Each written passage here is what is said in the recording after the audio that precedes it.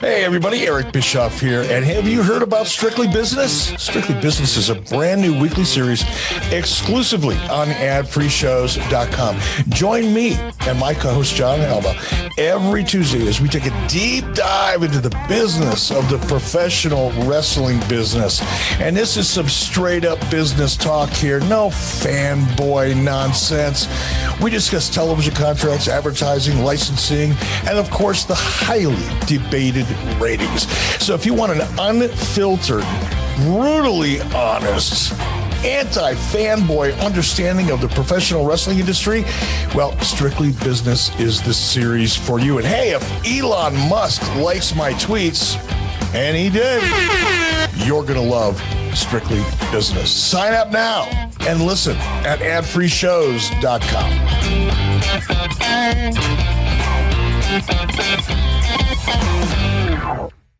Jim Crockett Promotions presents Ric Flair's Last Match, July 31st at the Nashville Municipal Auditorium. StarCast Weekend in Nashville, bringing wrestling companies together for one of the most unique cards ever assembled. Main evented by Ric Flair's Last Match. Tickets are on sale right now at RicFlairsLastMatch.com, and you can catch the show live streaming on pay-per-view and Fight TV for only $34.99. Ric Flair's Last Match. Walk in that aisle one more time for the last time.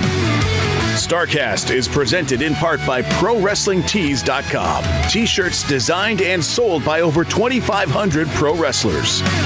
By Lenny Bakken, certified financial planner. And by Powerbomb Pizza. Pizza crafted and sold by pro wrestlers. Powerbomb Pizza, powered by Kitch Data. Hey, it's Conrad Thompson. Thanks for checking out the podcast here on YouTube. Be sure to hit the subscribe button and the notifications bell. You'll get a notice anytime we upload some new content. And when I'm not asking Bruce, hey, how big was Batista's?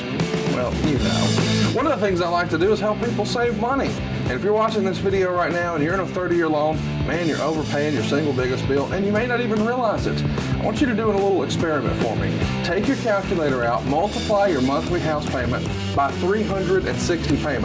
That's how many payments there are in a 30-year loan. That big scary number, that's your total of payments. You're looking at that number? You know you can do better. Keep more of your own money right now and go to SaveWithConrad.com. Or maybe you've got credit card debt. Man, it's not a matter of if I can save you money with that. Your average interest rate on a credit card is more than 20%. And by the way, all the interest you pay on those credit cards, it's not tax deductible. Whereas the mortgage interest, well, that is tax deductible. So if you owe this debt, it's up to you how to pay it back. Doesn't it make sense to get the cheapest rate possible and the greatest tax deduction possible? Find out how much money you can save right now for free at SaveWithConrad.com. You don't need perfect credit. Even scores in the 500s can be approved, and it's no cost out of pocket. But maybe best of all, we're licensed in more than 40 states. We can help more families than ever before. But how much can we save you? Find out right now for free with a quick quote from SaveWithConrad.com.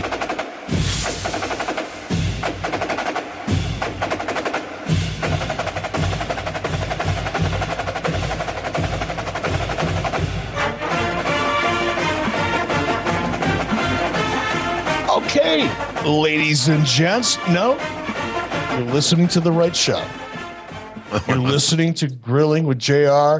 JR is here, but I'm stepping in for Conrad Thompson. Conrad is just burning it at both ends and getting ready for StarCast. And I thought, man, what a great opportunity this would be for me to sit in with someone who I have a tremendous amount of respect for, who I got a chance to work with, and get to know over at least the last couple of decades. Yeah, the last couple of decades. We're getting old, buddy. Yeah, but I'm looking forward to this. I'm going to do a very inadequate job of sitting in for JR, but Jim, because this is a cool topic. This is your first really interactions with Hulk Hogan and Hulk Hogan coming to WWE, and there's a lot of stuff that we're going to be able to dig into, but man, I'm looking forward to doing this with you. This is me too. Be cool. Me too. And I'm looking forward to doing this topic because, as I mentioned to you before we started recording, I look at my relationship with Hogan as kind of a missed opportunity. I think I could have done a better job interacting with him, but he's one of those legend guys that the one common denominator, I think, from guys in that generation and the guys that get to his level, which are very few, was the fact that they don't trust a lot of people. That's just the way they were brought up. Territories don't breed, comfort or security. A lot of lying going on, as we both know. So I never got around to building that relationship with him. I tried to, but it just didn't seem like it ever went through. And so I just stepped back and tried to manage him the best I could. And knowing that he had some insecurities and some back issues and all those type things. So it should be a fun conversation. I just wish I had. Let me ask you, Jim, though, before we go too much further, and I don't want to get past this because you point out some really cool stuff there. Do you think that, look, I get it. Guys that came up during Hogan's era, and particularly, and even more so before Hogan, it was a dog-eat-dog world. The territory system was dog-eat-dog. It was promoter versus talent. Nobody trusted anybody. Everybody was trying to take your spot. Even people you thought were friends were really not your friends when it came to the people that you worked with for the most part. That's right. So it was an inherently, kind of a carnivorous environment. So that part I get, but do you think it might also, the awkwardness between you and Hulk might have also been the fact that prior to you coming to WWE and prior to Hulk leaving what was then F, Hulk had a very one-on-one direct relationship with Vince. Right. That would make it hard for you or anybody to really kind of get between he and Vince. Do you think that had something to do with it? Oh, absolutely. When he left, he had a different arrangement. He talked to the top guy on a regular basis, and they were buddies, and they hung out, and they worked out, and they went out, and all those type of things. And I never had those experiences with Hulk. The last thing he wants to do is see me in a gym. The last thing I want to do, Eric, is be there. So he used to work out with Brian Knobs all the time, brother. He doesn't care who he works out with. Wow. Well, that puts me in an interesting category. Me too. I was right there with Brian. Two fat white guys. But anyway, it was, he's an interesting cat. He's an interesting character. And here's the deal. Bottom line is he was a product of his environment. The territory system bred a certain distrust and so forth. And all he was a product of that environment. And you and I have seen those guys come and go. That's the way it is. And so I think this is going to be a fun show to do as we get rolling here. All right. So let me ask you let's just start from the beginning, man. When did Hulk Hogan show up on your radar screen? When did you first hear the name Hulk Hogan? See the guy on TV?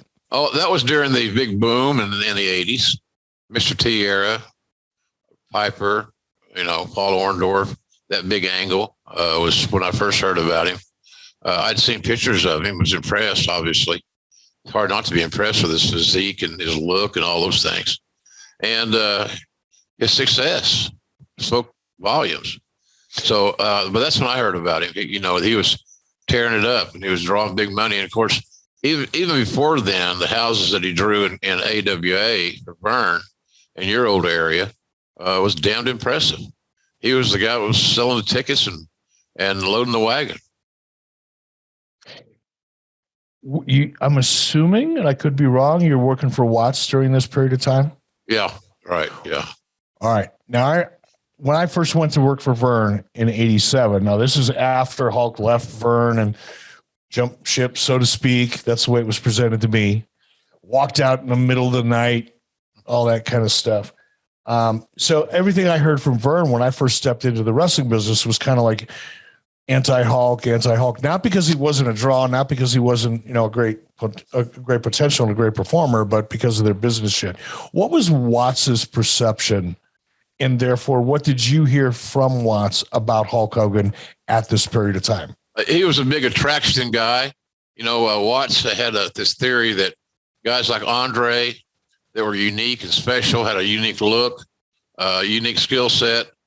Some of those guys were better used sparingly, and they kept their value. They maintained their value if they did.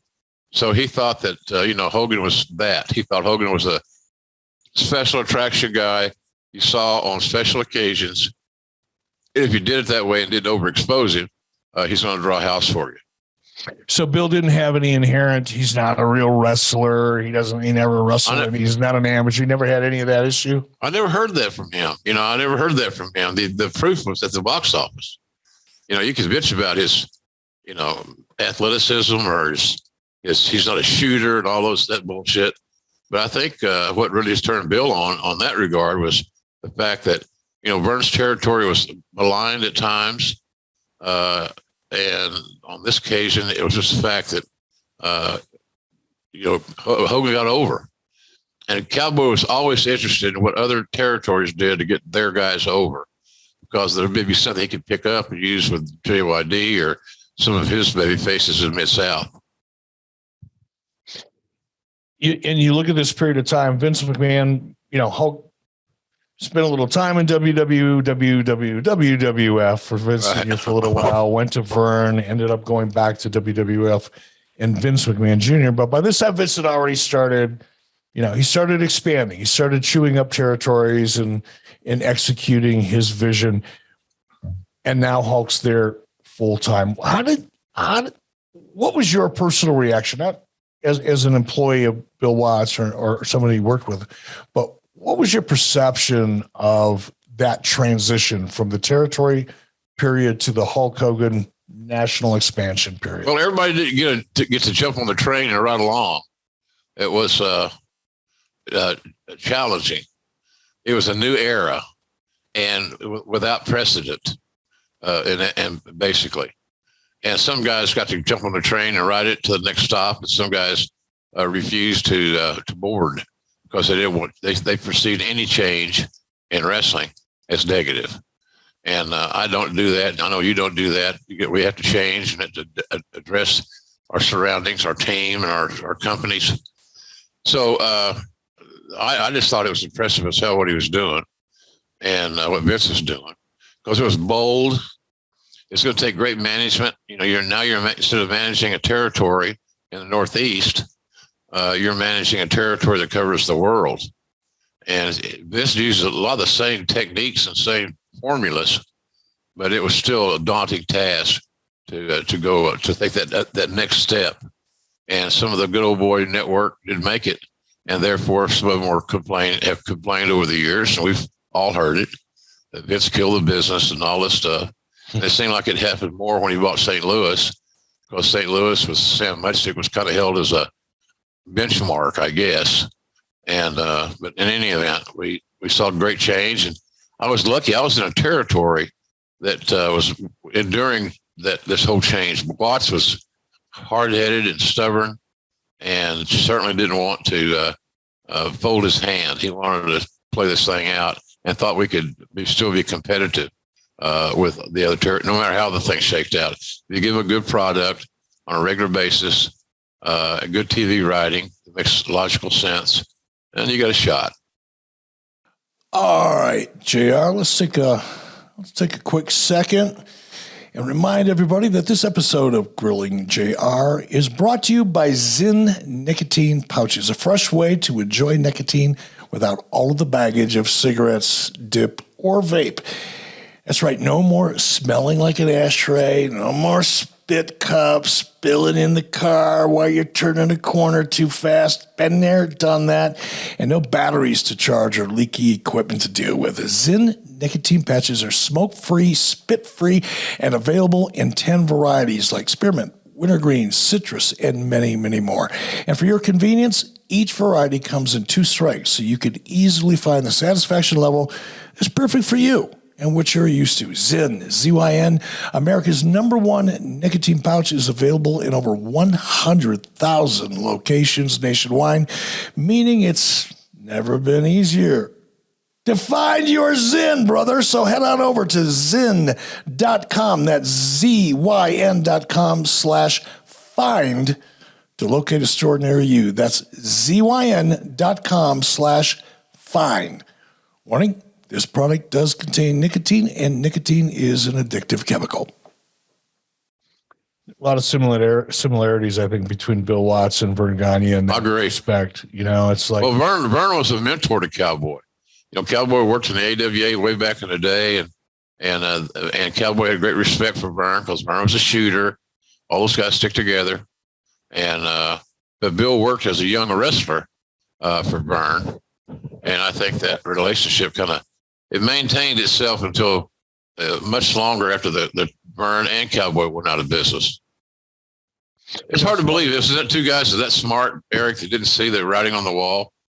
Well, the one thing that you and I, I'm sure you've never listened to too many of my podcasts, and I don't get a chance to listen to a lot of yours, but I think one of the things that we probably both say in our respective podcasts, whenever, in your case, Bill Watts comes up, or in my case, Vern Gagne comes up, is they were both stubborn sons of bitches. Yeah.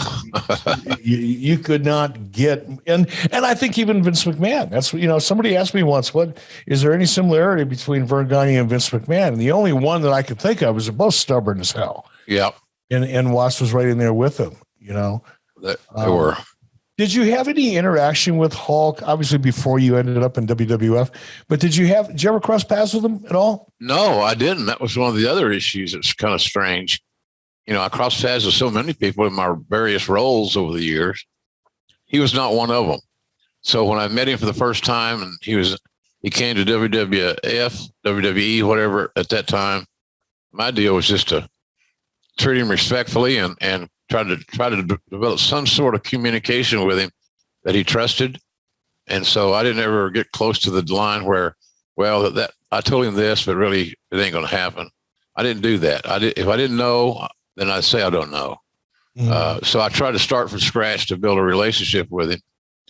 But he was in a unique place too, because he knew that his great money earning days were kind of temporary because of his health. And I say his health, I mean his multiple back surgeries. Mm-hmm. I said this the other day on one of our shows that if you're a pro wrestler and you got a bad back, you got issues. So many things that they do ends with a flat back bump. Not just a back drop or an arm drag or whatever. Everything ends there. So if your back is bad, you're going to be challenged to have good matches. And of course, the best example was when Hogan wrestled Kurt Angle. And everybody thought that was a crazy booking because they were so different. And, Kurt was the shooter, the amateur great, Olympian, gold medalist. And Hogan was the farthest from that. He was a pro wrestler, tried and true. So how are they going to coexist? Well, Kurt made that happen, and Hogan made that happen by changing his style and having a different kind of match that Hogan eventually lost by submission. Submission. It's interesting, Jim. I don't mean to jump you, brother, but I get excited about this stuff.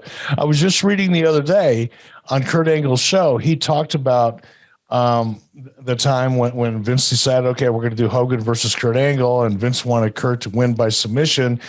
And Vince was like hell bent on trying to get these two together face to face. In Kurt's words, not mine, but in Kurt's words, Vince was a little afraid that he'd give in to Hogan, and Hogan would talk him out of the finish if he didn't have somebody else in the room with him. So he brought Vince, and again, this is Kurt now, and I'm paraphrasing it. So if I get something wrong, fuck you, anybody who could bitch about it, I could care less.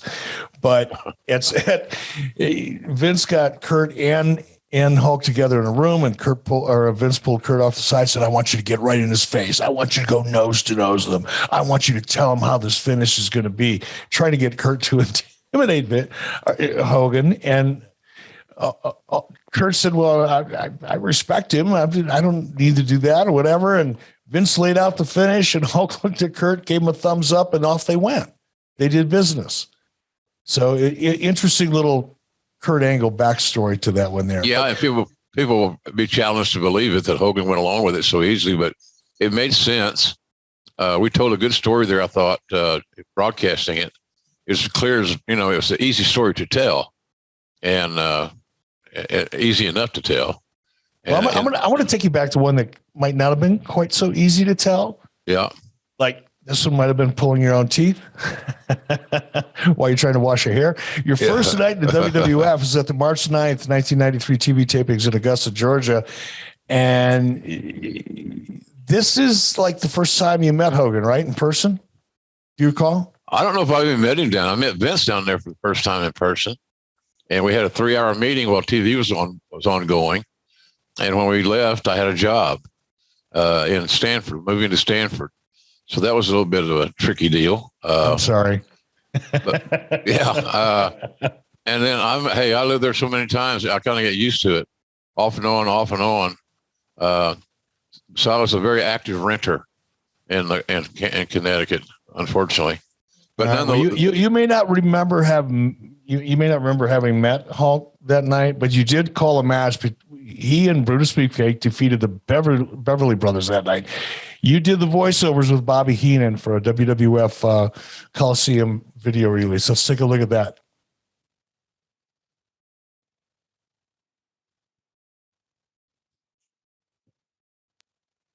It looks like Hogan wants to tag, and he gets it. This is what they've been waiting for, Ross. They want to see the Hulkster. The Beefcake is the weak link of the team because of his face. They got to take advantage of it. Well, Beefcake's face had to be surgically repaired after a jet skiing accident. No, he was parasailing. Someone was up in the air and their knees flew right in and hit him in the face. Oh, look at Hogan's strength. Oh, he's a strong man. 5 times WWF champion. No one's done it better than him. He talked about losing weight to be quicker, to be have a little bit more cardiovascular conditioning. He looks to be very lean, not carrying any excess poundage. That's for darn sure. Side headlock by Hogan.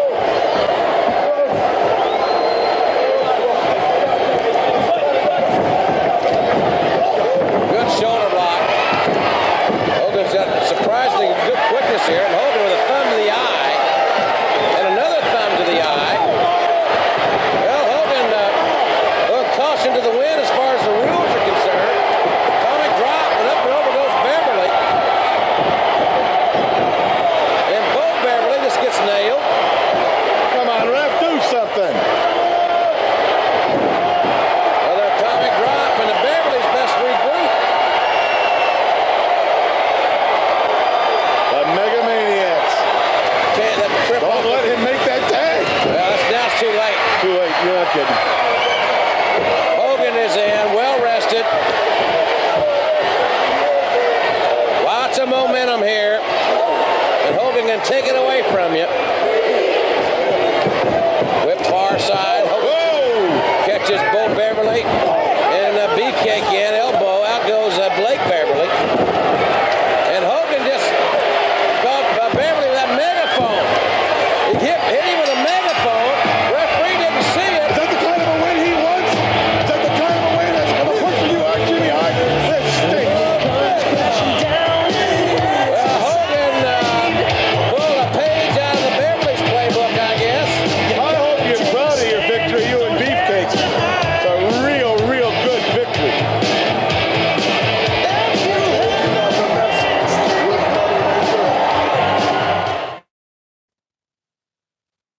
I got one question, and I know you're not going to know the answer to this, Jim. There's no way you could possibly know the answer to this because this is your first night on the job in WWF. Yeah. You're brand new. You haven't met Hulk Hogan. right. I know that feeling, man. You're kind of a fish out of the water. You know the business. You know the industry. You're confident in your skills, but you're in a brand new environment. But the first question I would have asked is like, who the fuck decided that Brutus the Barber Beefcake should be wearing pom-poms on his hands? That was the singularly most stupid looking shit I've seen in a long time. Yeah, really it's a little hokey. You know, he was just trying to keep up with Hulk. Hulk's charisma was natural. Beefcake had to manufacture his, and as we saw, it didn't. He sucked at that. He didn't go. It didn't do so well. You know what? Do so well. And I know I shouldn't be like this, right? Because I try every day. I get up. I try, and I'm not saying this to be funny or get myself over, but I try to be a better person every day because I know I got a lot of ground to cover. I've only got so much time left on the clock. It is what it is. I'm 67 years old. I'm only going to be here for a certain amount of time. And I want to do the best I can at being a better person. And I try not to be critical of other people or judgmental of other people. But when it comes to Brutus the Barber Beefcake, I am challenged as a person. I am challenged in terms of my goal of being a better person because it's very difficult for me to find anything positive to say about him. Other than professionally speaking, I think he's probably one of the most professional suck-ups and ass-kissers I've ever met in my life. It's as good as it gets. He picked his spots. Well, you know, he picked his friends well, and I'll say that for him. to be the riding partner, or the ride or die guy with Hogan wasn't a bad thing for Beefcake, I guess. And he made a career out of it. He made a career out of being a mooch. I guess. Yeah, he was Hogan's. Yeah, I guess it helps when you ride with somebody that's got that much influence, and Hogan did have that much influence. Simple as that, he went to Vince and said, I want to do some tags. It'll be easier on me. And then Vince would say, well, who do you want to work with? Well, I want to work with Beefcake, because he knew Beefcake was harmless. He was harmless. I was on the receiving end of the same conversations, man. I didn't want to hire Brutus. That's the last thing. It was a Hulk Hogan tax. There were certain taxes you had to pay. Yeah, if you're going to hire Hulk Hogan, you're going to negotiate his salary or his fee, and then you're going to negotiate the taxes that you have to pay along with it. All right. You're right. There's a little bit of a add-on tax, shall we say, and you had to pay it, or you didn't have Hogan. Kind of the way I looked at it. And you know what, Jim? As much as the executive side of me and even the creative side of me wasn't excited about Brutus at all, like truth be told, it was like throwing up in my mouth in a way. Oh, yeah. But I kind of admired Hulk in a sense, and still do, because he's very loyal. He's loyal almost. Sometimes he's loyal to people he shouldn't be loyal to. And I learned that years later, of course. But for better or worse, whatever relationship Hulk and Brutus had, Hulk always tried to take care of him. And not just Brutus. There were others as well. And to agree, I may have been one of them, when it came to TNA. TNA wanted to bring Hulk Hogan in. Hulk Hogan wouldn't go in unless he brought ERIC Bischoff. I joke about it all the time. I got Jimmy Harted into TNA.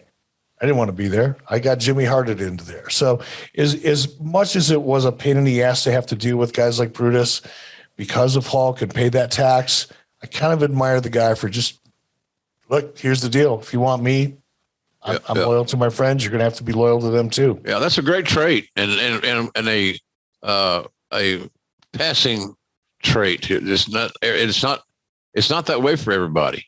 And a lot of talents are so insecure that they're afraid to bring along their tax, their baggage. Not Hulk. He knew exactly his worth and his value, and he had leverage.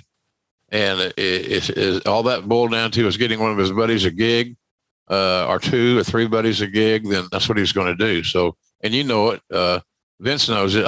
I didn't have that issue when it came to us the first time, because he was just kind of getting back in the family, shall we say. Yeah. And it was a little slower process than he was accustomed to. But look, he still had access to McMahon.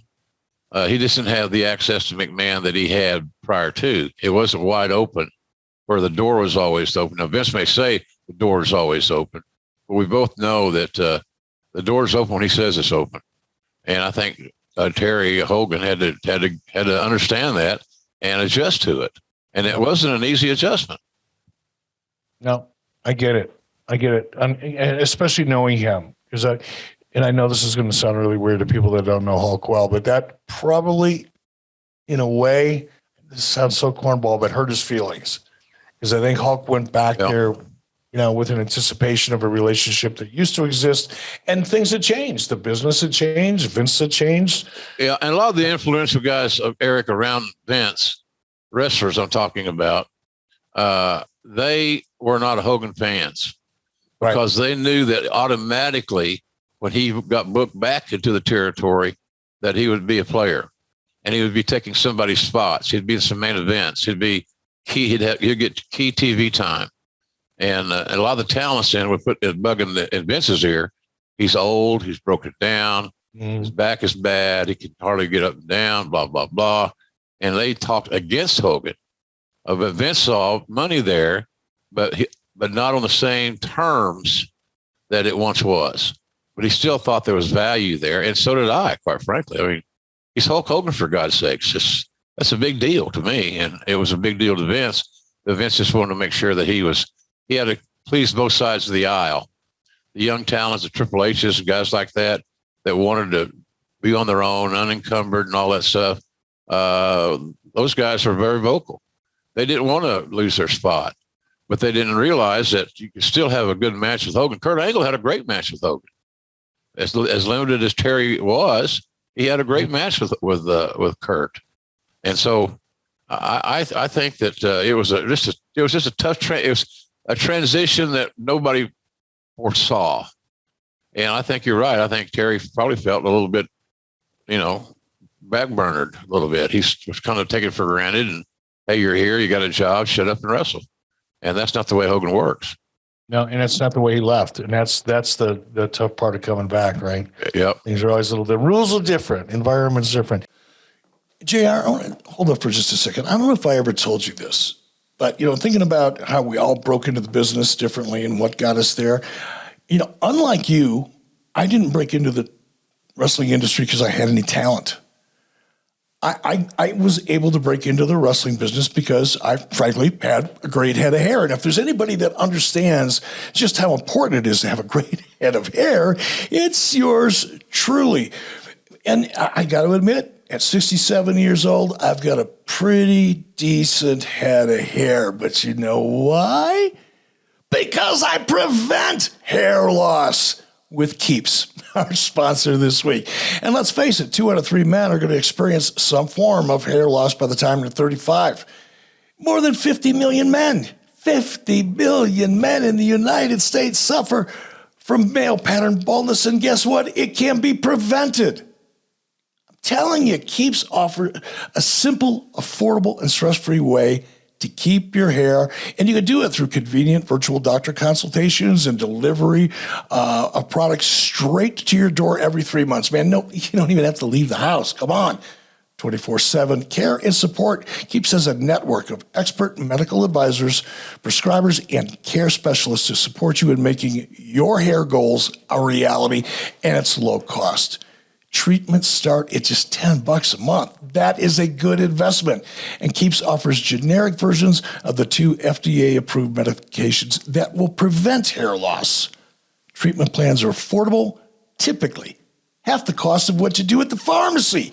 Keeps has everything your hair needs delivered straight to your door with discreet packaging and proven results. Hell, there's nothing to be ashamed of. Keep that fantastic head of hair and be proud. And remember, prevention is the key. Treatments can take 4 to 6 months to see results, so act fast. Don't get there when it's too late. Come on, when it comes time to save your hair, you need to save more money and spend less at the same time. So here's what you do.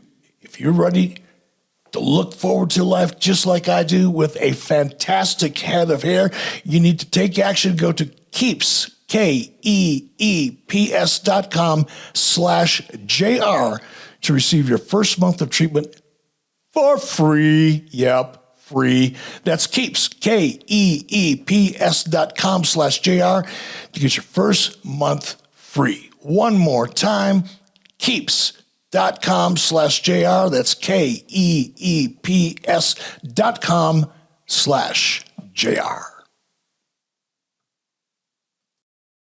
So a couple weeks after you called your first match with Hulk Hogan and the Beverly Brothers, by the way, I came up in the business. I was introduced into wrestling in 1987 with Vern, and the Beverly Brothers, I think, popped their cherry about the same week I did and went to work for Vern. So it's really cool seeing them, work together, Mike Enos and Wayne Bloom. Yeah, they did a good job of making Hogan put the shine on the baby faces, quite frankly. So they did their role in that match. But that's what you found out with everybody with Hogan. There's a lot of guys that grew up idolizing him, now are getting the chance to work with him and the chance to make him look good. It's this 11th hour type thing. And they look forward to it. Yeah. I think the Beverly Brothers are right there at the top of the list. They were Hogan fans and Hogan friends, and they certainly work like it, which is good. Yeah, I mean, to go from working for Vern Gagne at that time in 1987, 88, 89, when I was there with the Beverly Brothers, or then Wayne and Mike, they're probably making $175 a week, so $175 a week, by the way. Yeah, right.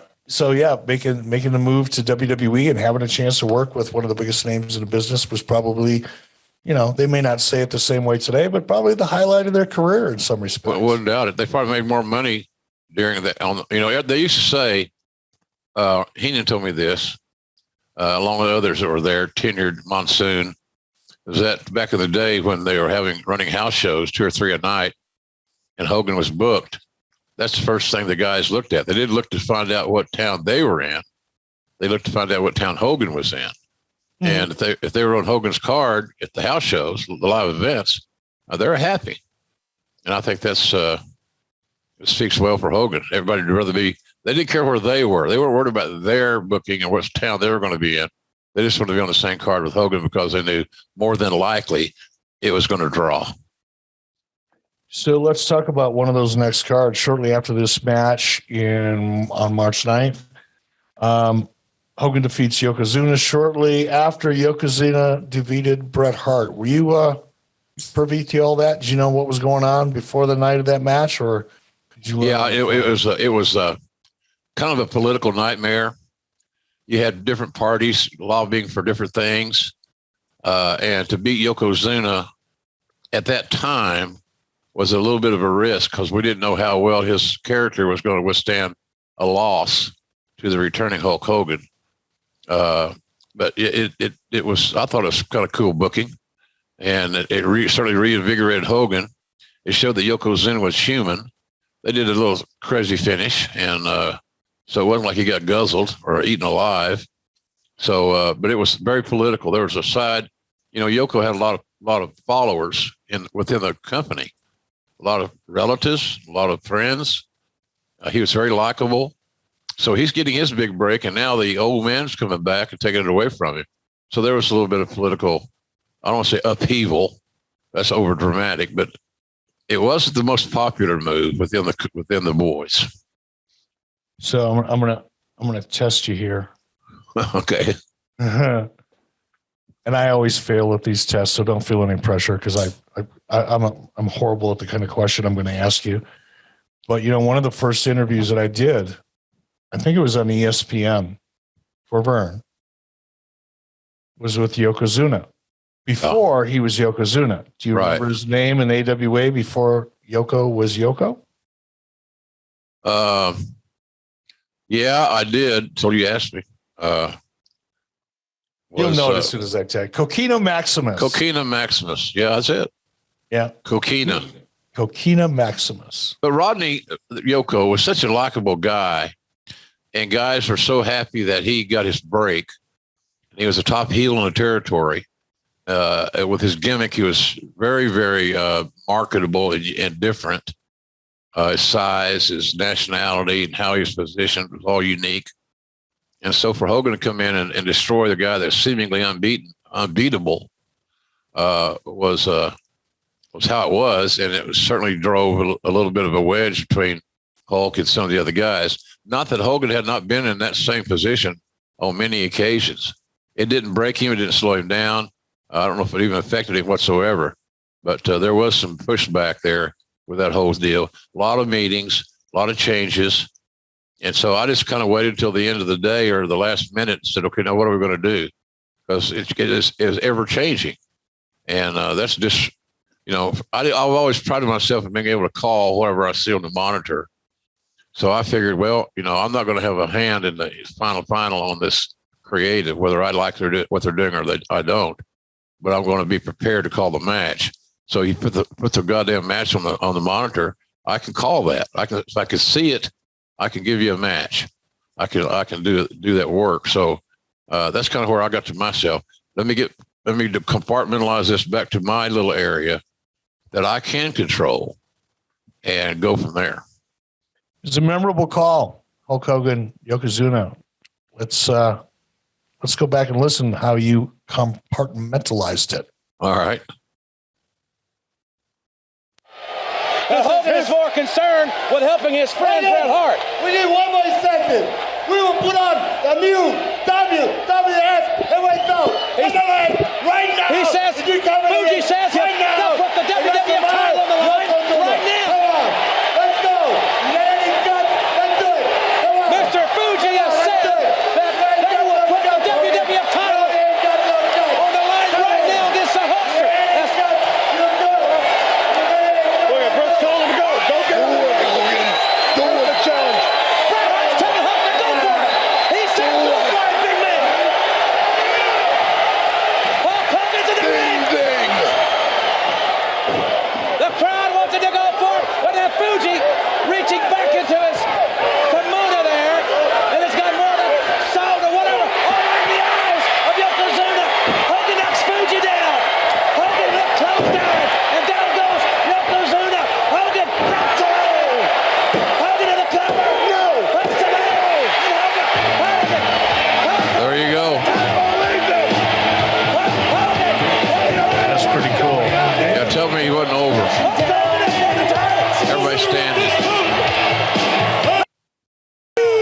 at the strike. Hulk Hogan is the new WWF champion. Hulk Hogan's the new champion. Yokozuna had the title for 3 minutes. Hulk Hogan has won the title. I remember this event because I had actually started negotiating with Hulk prior to this event. Yeah. And if you notice in this footage that we've been watching, if you happen to be watching along with us here on adfreeshows.com, Hogan's got a big old black eye. Yes, he does. He and Brutus had been out on jet skis, and maybe I got the story wrong. Maybe you heard it differently, but they had been out on jet skis, had a pretty serious jet ski accident. Brutus had a massive amount of damage to the head and the face, required tons of stitches and staples and reconstructive surgery. Right. And that's where, here's another little piece of wrestling trivia for those of you who love this kind of crazy shit. I can't believe that I remember it because I've been out of my Prevagen now for about a month and a half. But this is where, oh gosh, I can't believe it was Ellis Edwards, who was kind of a quasi stunt man. Right. And Hogan had, I think, been introduced with him doing his show, Thunder, whatever it was, Thunder in Paradise. Yep. And Ellis happened to be out on jet skis with Hulk and Brutus, and pretty serious accident. It was Ellis that actually probably saved Brutus's life. Wow. At that point. And then Ellis became one of those people that Hulk Hogan became very loyal to, which is why I ended up not having to hire, because Ellis did a lot for us. Yeah. I would have never hired him otherwise. And then Ellis went on to have another 20 or 25-year career at WWE as a result, all as a result of an accident that happened right before the match that you called back in 1993. Yeah. Yeah. It was, I never got the whole story on that deal because there were so many stories floating around. What happened, what didn't happen. Oh, there was a fight, that's dramatic. And there was a fight and they don't want to talk about it.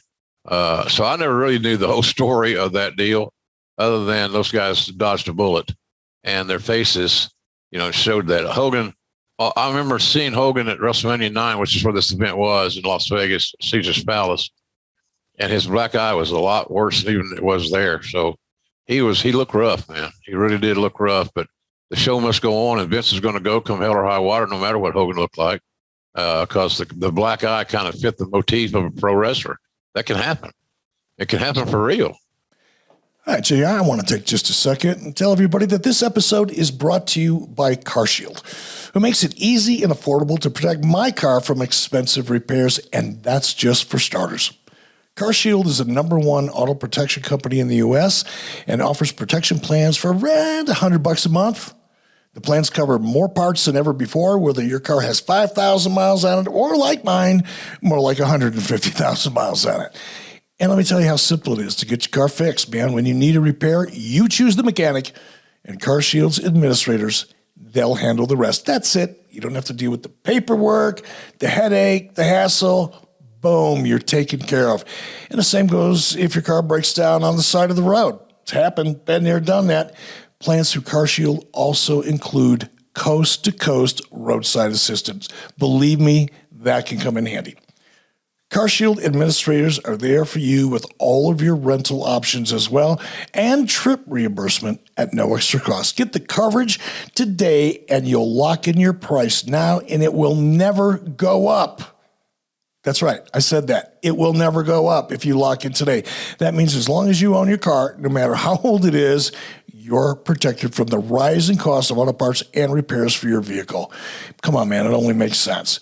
CarShield helps protect my wallet from expensive car repairs, and they're going to do the same for you if you give them a chance. Go to carshield.com/podcast to start your plan and lock in your pricing forever. That's forever. It's carshield.com/podcast. A deductible may apply. I want to ask you a serious question about this particular time. Actually, this particular event. I've been wanting to ask you this for a long time, and you and I, we've had an interesting, relationship over the decades. Yep. And now we're at that point where I think I can ask you a question like I'm about to without you being offended or upset. Nope. So how fucked up was it to have to wear that like Caesar's robe? Oh, that toga? The toga. Like, yeah, the funny story. Nuts? Well, yeah, it drove me nuts. And we had to have a dress rehearsal, and that was an adventure. I never wore a toga. I didn't know what do you do? Wear underwear? Do you not wear underwear? Just, Heenan, Monsoon, and I dressed in the same dressing room at Caesar's Palace, a little locker room type thing. The three of us. Savage, of course, did his own thing. He was by himself. He didn't. Somebody didn't trust anybody. That was him. Yeah. To the nth degree, but nonetheless, the stories that went around was crazy. The toga. McMahon asked me before the show that week. He said, "Here's what I'd like to do. I'd like for you to work WrestleMania. It's a Caesar's Palace type theme. That's where it's going to be held. So I'm going to have the announcers wear that sort of, the Fink will be in a costume, Savage, Heenan. Heenan's going to ride a elephant or something out to the ring, and we want you to wear a toga. If you are not willing to do it, no problem." Which I knew was bullshit. Then we'll get somebody else. And of course, me. Yeah. Hey, if you're not willing to do it, no problem. We'll find somebody else. See you later. Bye. Yeah, that's it. And by the way, you're new on the job. That's right. So I said, "Of course I'll do it. I don't care what I'm wearing. It's irrelevant to me." I said, "How many on camera is going to have, and what will matter? What will it matter?" I didn't have any problem doing it with a toga, but it was different. Heenan, I was going to tell the story. Heenan and Monsoon and I were dressing, and Heenan was so adamant that I go commando and not wear anything under the toga. And Heenan is standing behind him, shaking his head like, don't do it, because he's got a plan. He's going to expose your fat ass or something. I don't know how I was going to get upside down or how Heenan was going to, but he was going to do something to accentuate the fact that I was not wearing any underwear. And so luckily I took Monsoon's advice. I wore underwear. Heenan knew I had underwear on. And so we didn't go through with the exposure, the northern exposure, whatever. But what do? You like you said, you're new on the job. I'm getting paid a decent buck. It's WrestleMania. My debut at WrestleMania couldn't start any better than that. So I'm thinking, what the hell? I'm a long way from fucking Oklahoma. So why not? Let's go for it. I got to tell you, I love this story, but just knowing you or knowing the way you were in WCW, I just can't imagine somebody walking up to you and saying, "Okay, Jim, this is what I want you to wear a toga." But that someone was Vince McMahon. Yeah, but changed the game. There had to be some colorful conversation. Oh, there were, and I shared those with Monsoon and Heenan. Monsoon had to wear the same shit. Heenan wore something topical. So, but it wasn't. I was so excited, Eric, about having a job. I get that. And WWE and continuing my career that I really, the toga didn't really put too much of a blip on the screen. It really didn't. But I know there are times in my life where it would have, but not then, because I was new on the job. I wasn't going to commit suicide, professional suicide, by saying, "No, I don't want to announce WrestleMania because I can't wear a toga." Are you shitting me? No, I know, because you're kind of torn, because deep down in your head and in your soul, you're like, "No, this is fucking stupid. Why should I be doing this?" But the professional side of you, and I've been in the same situation, man. I took a fucking Bronco Buster from Mae Young or whoever it was. So come on, I get it. But it's the talent side of you has to go, "Wait a minute, I'm being paid to do the job." Right. That the director wants me to do. Bingo. I'm an actor, an actress. I'm a performer. My job is to do the best I can with what I'm asked to do, not Correct. to pass judgment on it. But it takes a couple minutes to get to that conversation. It does. So yeah. You got to get comfortable with your conversation. Can be somewhat more awkward. Yeah, it was a little awkward. But again, you go back to the reality of the situation. Do you want to disappoint your boss on his first assignment, his biggest event of the year, that he's trusting you to broadcast? Yeah. Because you don't want to do it because you're tired? That didn't seem like a good enough reason to me to put my job in jeopardy. Well, shortly after this, Hogan makes a couple of random appearances, not too many, does a couple non-televised events. And then shortly after this, loses the title back to Yokozuna. Another memorable call from you, and in this time a so-called photographer's camera blows up in Hogan's face. Let's take a quick look. Another. 3 big kicks right to the face. He's up. He's still up. Yeah. He falls. Say goodnight to Yokozuna. Hogan, and there comes the leg drop. You don't get do this. 1, 2. Oh my God! I can't believe it. Kicked out of his leg. Nobody gets up Hogan from that. can't believe it. And Fuji's knocked off the apron. Yokozuna kicked out of Hogan's leg drop. Can't believe it. Never before has anybody done that. Hogan, the photographer, they gotta get that photographer down. He shouldn't be up on the apron. That's a dangerous place to be. Oh, these pictures are so. Oh my God! What was that? His camera exploded. What the- Right in Hogan's face. His camera exploded in Hogan's face. Yokozuna drops a leg on Hogan. Yokozuna, the leg hook. 2. Yokozuna. We got a new champion. We got a new champion. What the hell happened? Obviously, his camera exploded. Ladies and gentlemen, let's go to Howard Finkel for the official decision. The winner of this bout and new World Wrestling Federation champion, Yokozuna. Boy, the headlines in the papers in Japan are going to be full of pictures of Yokozuna. Hogan's sight has been impaired from that explosion. Oh no. I can't call what happened because I don't know. It's obvious to me that the bright lights of the World Wrestling Federation once again are too much for the Hulkster. Yokozuna has defeated Hulk Hogan to win the WWF Championship. I'm not sure he can even see. Hogan doesn't know where he's at. He's blind. Oh, I know what he's going to do. Yokozuna wants to add insult to injury. He wants to end Hogan's career. He wants to kill Hulkamania. Boy, Savage is hard to work with. Banzai. Here we go. Yeah, I want to talk to you about Randy and working with him in commentary. This is, for me, brother, this is about the time that I think by this point I'm executive producer. We're scouting around. I think I've had conversations with Hulk about this time or slightly before this, but also looking at Randy Savage. Randy told me when he came to WCW, Randy told me, man, I just didn't want to be an announcer. Did you get that feeling working with him? Yeah. He thought he still had a lot of gas left in the tank to be a top star. Yeah, he truly believed that.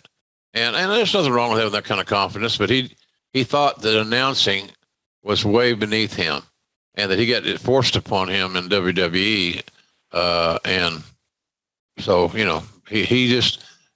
was never content, was Randy. He was, and I don't know how he lived. Did he take it out on you? Was it harder for you to work with him just because he had a bad attitude about it? Yeah, I thought so. I thought so. He was always in a bad mood, and he looked at you like he knew you were lying to him in every conversation.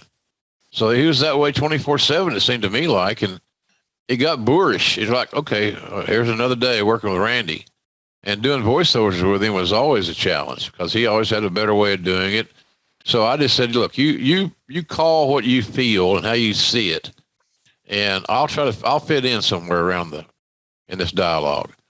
And I can make my part work. You just do your deal where you're happy. So you do everything you can to make him happy, but sometimes it was futile. But I don't know why I know later in his life Randy got remarried. He was allegedly a happy guy, and he found a good mate, a good woman. We both know that that's kind of important in our lives. We find out at different times. I sure was fortunate, and I know you are too, with your marriage.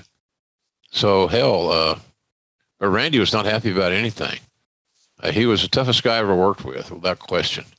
And then when you work with Heenan, who can work with anybody, and then Randy sits down, the game changed, and it wasn't as much fun as it should have been. Did you have fun working with Bobby, or was it tough? No, I love Bobby. I loved his unpredictability, and he was just really, really good. And I liked him. He liked me. We rode together. You know, we had fun. We smoked a lot of weed together. He liked that. It always calmed him down. And that may have been why he wanted to ride with me, because I had the weed, and I always had had a joint or two that he would enjoy. Our code word was chocolate cake. So he'd say, "Redneck, you got any chocolate cake?" I said, "I do have some chocolate cake."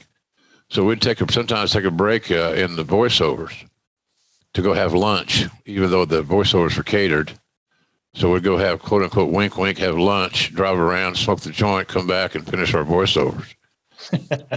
And the crew loved it because Heenan and I had a one day that we would do 3 wrestling challenge shows in the studio, the voiceovers.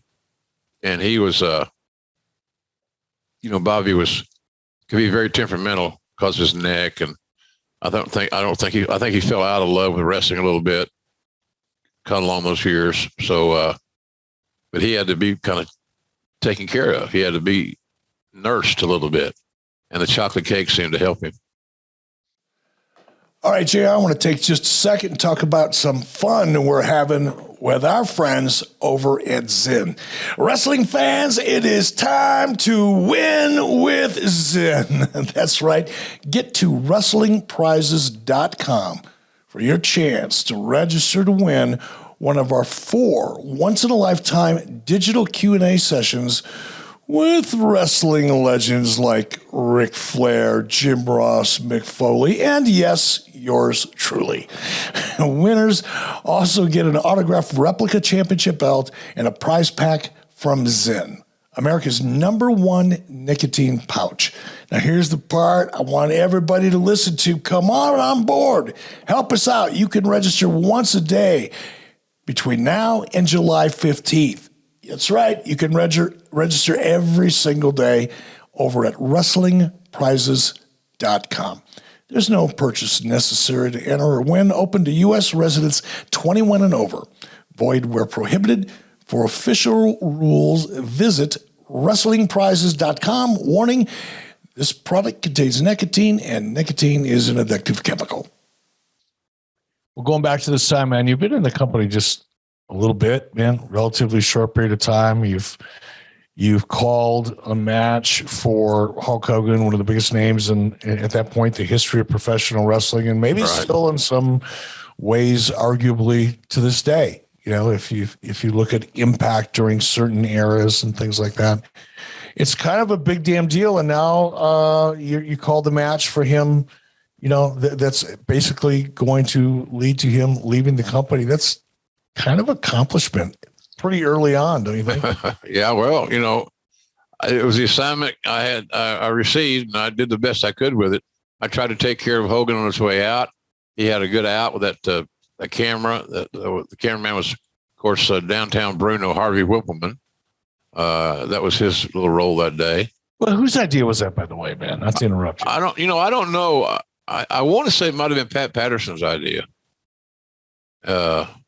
Might have been his idea, but somebody, Pat or Vince, came up with it, as best I recall. Remember, Pat must have been high that day, because every idea I've ever heard out of Pat made sense to me. But having that goofy fucking photographer with a camera, well, they're just trying to find something to give Hogan an out, an excuse, and how do we do it that's unique, and that's what they came up with. Pat must have forgot his English-French dictionary and confused unique with stupid. Yeah. Good. I love Pat. I do. I love Pat. He was a brilliant man, boy. I'll tell you, he was a brilliant guy. And a lot of the top stars in WWE now, a lot of them can look back on their careers and say that Patterson was an asset. And Dwayne Johnson's one big time. Pat Patterson was huge in Rock's career and others. You know, Pat had a good line of communication with Austin. All those guys. So he was very much a part of the success that we'd eventually have during the Attitude Era. Because Pat was helping those guys refine their game, and it was, and he did a hell of a job doing it. You know, when I was after I kind of moved on beyond executive producer and started getting involved with creative a little bit in 95 and then more in 96. People kept asking, man, who's the one person you'd love to get from WWE? And it wasn't Undertaker and it wasn't Shawn Michaels, no disrespect to them, but I knew that they weren't available anyway. They were both, well, first of all, I didn't want Shawn because he was a trip and I didn't want another trip to deal with. But Undertaker, I had heard from so many people, he was so loyal to Vince. There was no way it was ever going to happen. So I never even thought about Undertaker. But I coveted Pat Patterson. I wanted Pat so bad because historically, and you have a different perspective on this maybe than I did, but WCW never had, no disrespect to Dusty or anybody else. I love Dusty. I really did. He was kind of a mentor to me in some respects. But when it came to finishes, man, WCW's finishes sucked. And I used to watch WWF shows, especially the pay-per-view shows. And it was like every finish was three-dimensional. It just, you thought you were seeing the finish. No, you weren't seeing the finish. You were seeing a setup for a finish. And now this is act 2 in a 3-act finish. And now you get to the finish. And the finish itself was a journey within a journey. Like the match is a journey of its own, right? You have the psychology and the storytelling and all the things that go into the match, the anticipation to build up, blah, blah, blah, blah, blah. But then when you get in, you start knocking on the door of the finish, then the finish becomes a journey within the journey. And Pat was just amazing at that. Yeah. Told a great story. You know, wrestling in a territory like he did for 15 years in San Francisco for Roy Shire, it gave Pat plenty of opportunity to refine his game, in-ring game and psychological game, because they were in the same towns every week. And it was, you know, nice little driving territory, and he was there a long time. So I think a lot of those things that he learned to do episodically on TV, collaborating with Roy Shire, who was a hell of a booker, I'm told, was great practice for what he ended up doing for Vince. He was just excellent, and he could think 2 or 3 shows down the road. He got the talent behind him. The talent was, you know, they trusted him, I guess is the best way of putting it. They trusted him, and they knew that his word, he wasn't trying to get their spot. That's another thing that's it's been challenging in booking somewhere, is that the booking guys were ex-wrestlers who still believe they had gas in their tank to go out there and draw money, more money than the guy that's booked. And that's a tough thing, because now you got wrestlers getting instructions from other wrestlers who really want your job, but they can't say that. But, you know, it's awkward. It's awkward. And Patterson didn't want anybody's job. But he I remember when we put him back in the ring doing some stuff with Briscoe as the Stooges, he enjoyed the shit out of it, and he was good. He added things to it. He added stuff to it that you wouldn't think that would be there. Just phenomenal. Patterson was one of the most talented guys all around that I ever worked with. I've often said that I've been very blessed. You know, Heenan was a three-tool player. He could wrestle, he could talk, he could manage, and so was there's somebody else I was thinking about there in that role. But the bottom line, Patterson was one of those 3-tool guys. Jerry Lawler's one of those 3-tool guys that can wrestle, can manage, could do commentary, blah blah blah. So I've always thought that Patterson was in a small group of amazing talents that could do multiple things really, really well. You mentioned Roy Shire, and I know this is off topic, but it's another question. It's why I was so excited to do this with you, because we have a lot in common, but at the same time, you were in a different world than I was. But Roy Shire is a name that I often heard Vern Gagne talk about, and Vern promoted San Francisco. Right. Often. Do you know what the relationship was between Vern and Shire? Did they like co-promote, or what? I think at one time, Eric, Roy Shire was the tag team partner of Ray Stevens. And they both had trips through the AWA. They both got bookings from, they both, when they're still working, Vern used them. So, and then Vern could see this Roy Shire guy had a brain. He's pretty fucking smart. And he proved that for years as the, owner of a territory. and producing TV there on Channel 2 in San Francisco. And, he had his way of doing things. I heard he was tough. He was a lot like Cowboy, and Cowboy and Roy Shire were buddies. There was a clique there years ago, a little group that included Vern and Fritz, Cowboy, Roy Shire. Something might have been one or two others. There were tough guys, legit tough guys that were workers who were in positions to own or call the shots in their territory. And all those guys kind of stuck together. So I heard a lot of Roy Shire stories, but he ran his deal. He may have been more stringent than Cowboy, quite frankly. And Watts could be a no nonsense hard ass, and when he wanted to be. And he talked about Roy Shire a lot. And then when he talked to guys about Roy Shire that worked for him, they'd say he was a tough son of a gun to make happy, but he would listen. And that's where Patterson got a lot of his stuff. Patterson would suggest things, and Roy Shire knew that Patterson was so valuable as a talent that he didn't want to shit on him. Mm-hmm. So consequently, Patterson got a lot of his ideas through. And then for him, luckily for him, those ideas worked. And Shire loved that deal. He's just, old school promoters are motivated by one thing only. And there wasn't TV or 18 to 49s or 25 to 54s, the numbers. It was simply, is there an ass over 18 inches? That's the measuring stick.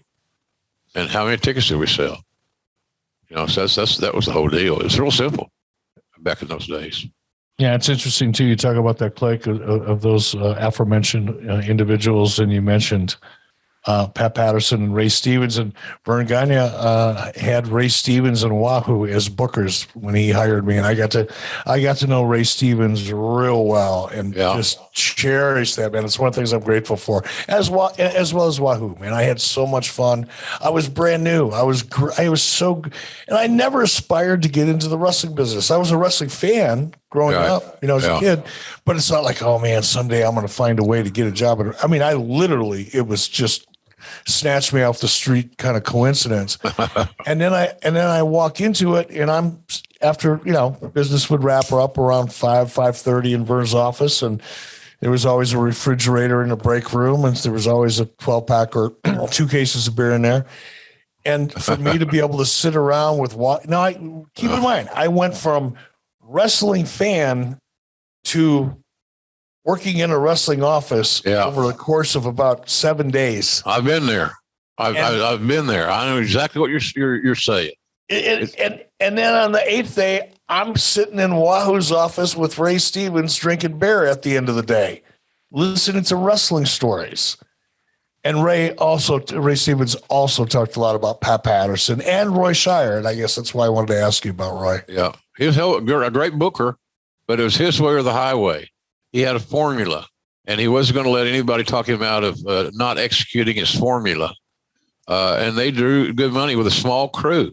It's amazing, Eric, these guys are working in the same towns every week, and they got a roster, a roster of television talent that maybe was 14, 16 people total. So the fans saw a lot of the same guys repeatedly. So they had to change their matches and continue their story from last week. And how can we continue to do this from last week? And that was their MO. And they did it so well that, Patterson said, he had 15 great years there, 15 years in the territory. That's pretty damn unheard of. A lot of people that's a big territory. Yeah. And a lot of people are seeing you multiple times in a month. So you got to change up a little bit. You got to change a few wrinkles here, there, and yon. And they were able to do that. But it was just a learning process for those guys. And I'm sure that Vern learned things off Roy. They were friends. They were colleagues, both tough guys. So I'm sure that that Vern learned a few things from Shire. But all those guys took from each other. I know Cowboy would say this or that. Oh, that was Shire used to do this, or the Battle Royal. Shire used to do this, or blank. Vern was great at building a title match over time. So it was just a unique time, man, for everybody, and we all were kind of playing along and see where it's going to take us. Well, talking about seeing where it's going to take us, Hulk Hogan makes a couple other appearances. I think he fulfills his European tour obligations, but basically he's on his way out.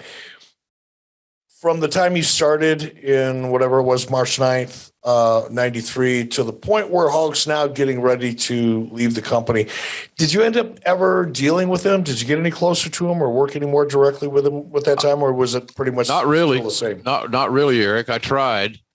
It just was a tense thing, and again, trust was a big issue. He knew I was Vince's guy, and I was going to do what Vince wanted, because I wanted to keep my job and grow with the company. That seemed to be the way to do that, was to acquiesce to what the chairman wanted, do good work, come to work on time, bust your ass, all those good things. So that was kind of where I was. I didn't have a lot of leeway there. But when I saw Terry, I was always friendly. I was always professional, always accommodating. But I'm not sure that he believed my sincerity was real or what, but it never really clicked in that first go around at all. How about when he did your WWF radio show? I think he was there to promote like Mr. Nanny. He was great. Better, or did you get the famous? Well, that doesn't work for me, brother. No, he was good. He was good, and he was a good guest. He was talkative. He was informative, entertaining. But I was pleasantly surprised. He had an opportunity on my radio show, which was a big deal at that time, on WSB, 50,000 watt station, went 37 states. And at night, it was a huge blowtorch signal. And so he knew that he had an opportunity to sell this product. So he's smart marketing-wise. So he cut the promo, and he talked about his show, and he did a few Hulk Hogan isms, and off we went. So he was a great guest. He really was. JR, our next sponsor, I should say your next sponsor, has a product that I absolutely love. In fact, I have been using this product for 6 months before they became a sponsor. And I'm talking about AG1. My wife, you've met her, Miss B, she's been a student of nutrition and has studied nutrition for about 20 or 25 years now. So we both always have our ears out and eyes open for new product that's high quality, incredible product. And about 6 months ago, I started to hear Joe Rogan talking about it and gave it a try and absolutely fell in love with it. Didn't realize just how significant having better gut health and more energy, how much that could be achieved through one simple product. It tastes great. I look forward to it. I've been on it for, like I said, 7 or 8 months now. Absolutely love it. It tastes great. It's super healthy, has a mild tropical taste that I actually look forward to each and every morning. And that's my routine, JR. I get up every morning. First thing I do is just I mix 1 scoop, AG1, ice cold water, throw in a couple scoops of ice, and that's how I start my day every single day. So why do I do that, JR? I'm sure you're wondering. Well, I'll tell you, 1 delicious scoop of AG1, you're absorbing 75 high-quality vitamins, minerals, and whole food source superfoods, probiotics, and adaptogens to help you start your day out right. The special blend of ingredients supports your gut health, your nervous system, your immune system, your energy, recovery, focus, and above all else, aging. We know how important that is. Like I said, I usually, every morning, first thing I do, and the reason I do that is because the nutrients, the vitamins, the minerals, all the good stuff that's in AG1, in my opinion, I'm no doctor, but my wife's a semi-expert, is more bioavailable, meaning if you're on an empty stomach, the first thing you have during the day, all those vitamins, nutrients, all of that's going to get into your system much more quickly and efficiently. Simple, man. Water, ice, boom, shoot it. The biggest difference that I've noticed, JR, is in my digestion, which actually affects my energy. And that's one of the reasons why I don't miss a day. The taste is great. It's smooth. It doesn't have that same bitter feeling that you get at least, in a lot of the other supplements that I've tried. I can bring it with me when I travel, man. It's easy to carry. It's lifestyle friendly, whether you eat keto, paleo, vegan, dairy-free, gluten-free. Contains less than 1 gram of sugar, no GMOs, no crappy chemicals, no artificial anything, and it still tastes great. It costs you less than $3 a day, dude. Come on. I've had coffee twice as much than that. And that's assuming I'm not in some big city hotel. You know what I'm talking about. It's cheaper than getting on all the different supplements that you get for yourself. Anyway, Athletic Greens was created when the founder experienced a ton of gut health issues and ended up on a complicated supplement routine to recover. It cost him over $100 a day.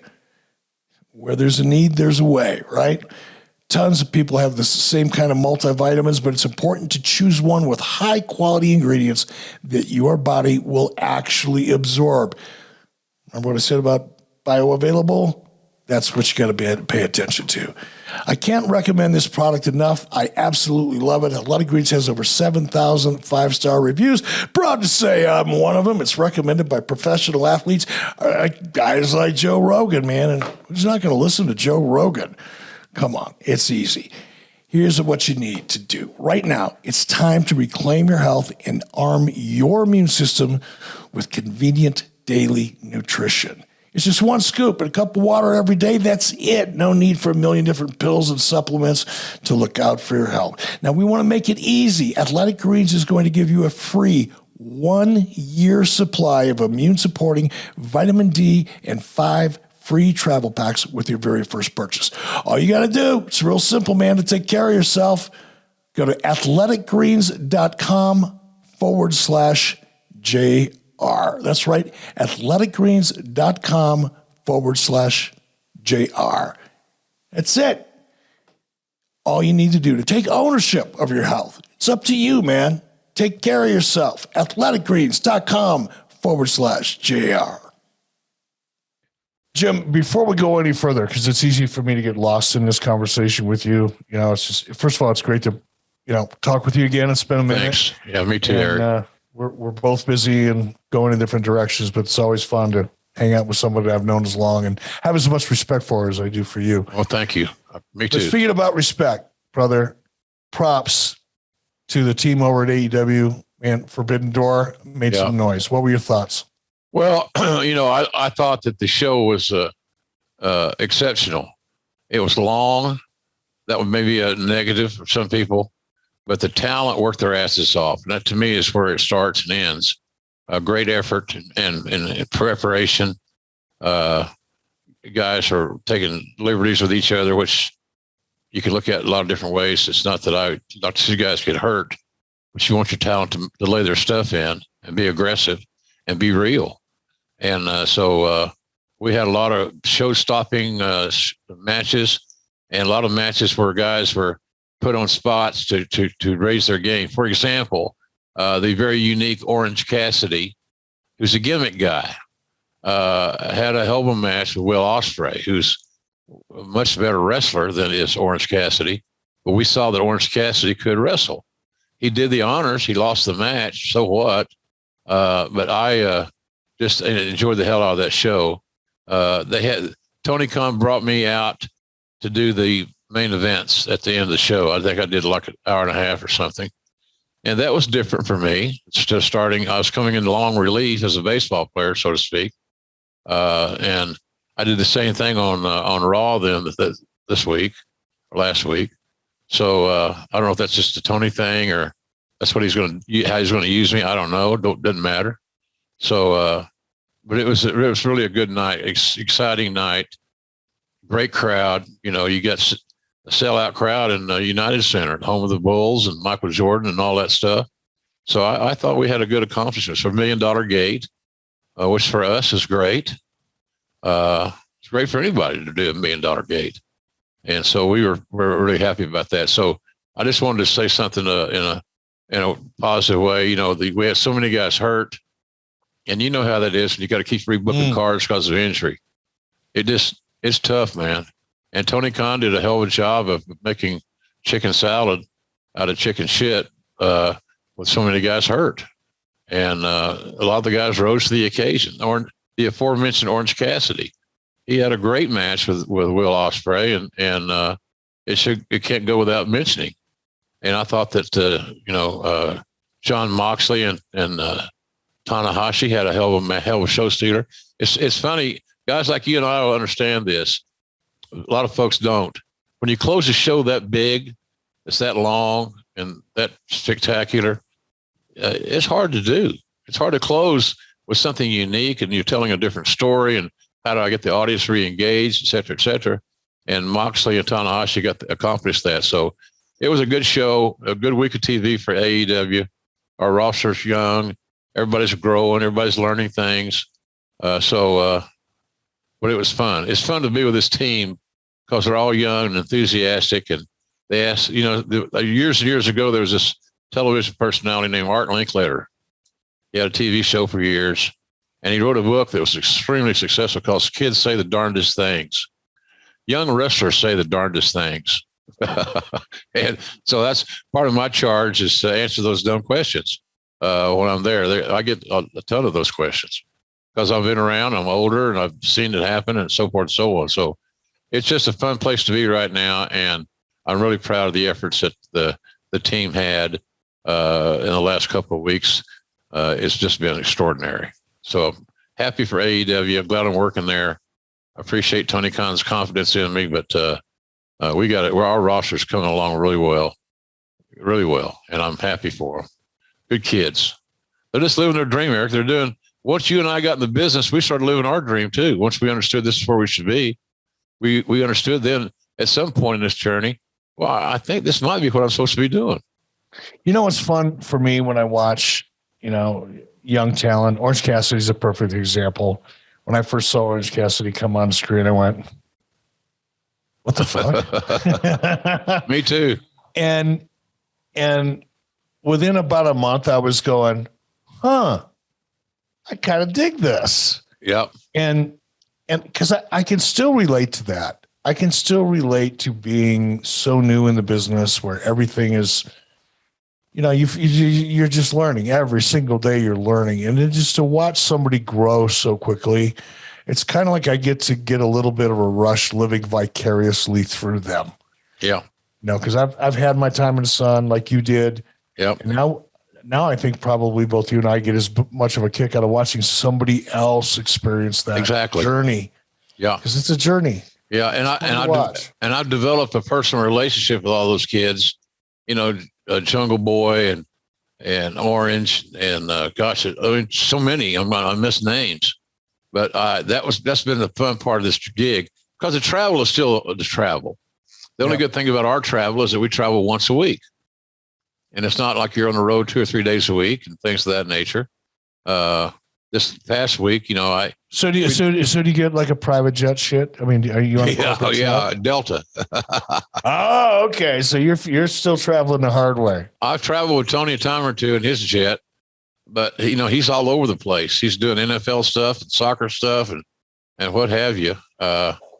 So I ride commercial, and I don't mind. What the hell? I drove commercial, except for this period of time I was in the WWF, WWE. And riding the famous McMahon plane. I hated that. I hated that plane. It was tough. I didn't mind the flights home, because usually, unless it was a really rough night, pretty much everybody was in a decent mood. It's the end of the day.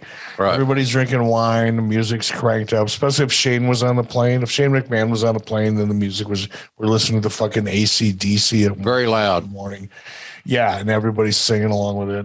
But I was hung out in the back of the plane. It was like me and Mansouri and Bruce Pritchard and a couple other, maybe a writer or two would be in the back eating sushi, drinking wine. I didn't mind it, but man, those mornings, getting there in the morning when McMahon comes screaming up in his fucking Bentley, slams on the brakes, does his little